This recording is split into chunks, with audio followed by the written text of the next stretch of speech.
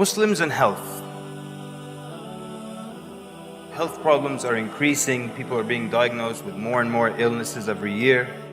And it's interesting that people are getting sick from eating.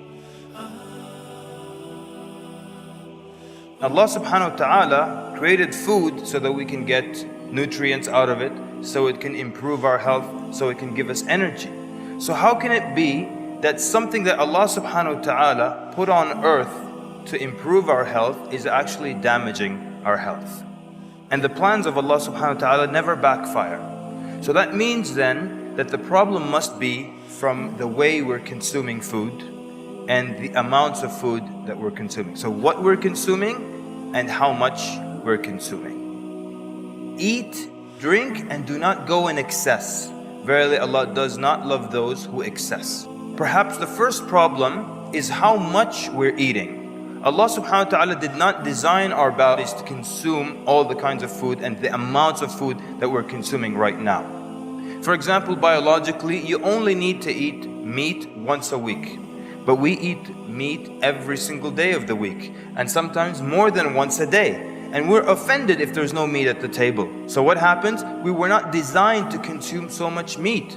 And the result of this overconsumption, we get all kinds of illnesses. Gout, for example.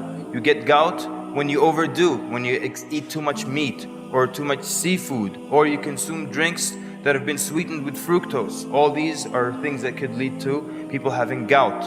So we were not designed to consume that much. And Nabi sallallahu alaihi wasallam mentioned this in a hadith. You fill 1/3 of your stomach with food, 1/3 with drink, and then 1/3 you leave it for air. We mentioned the hadith like this is the minimum. The hadith begins when Nabi sallallahu alaihi wasallam said, the human being, son of Adam, has not filled any vessel. There's no container that you can fill worse than your stomach. Meaning, the worst thing you can fill is your stomach. Sufficient for the son of Adam are a few bites to sustain him. Just a few bites to keep you going.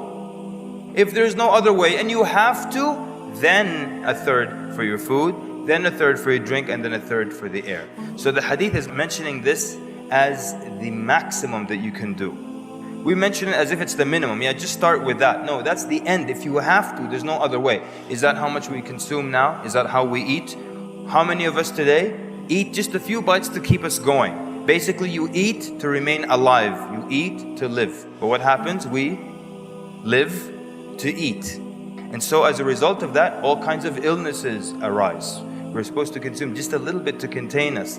But we eat so much, and if there is just a little bit of air left in our stomach, we become uncomfortable. And we search everywhere for a grape, a banana, something to fill that little gap with.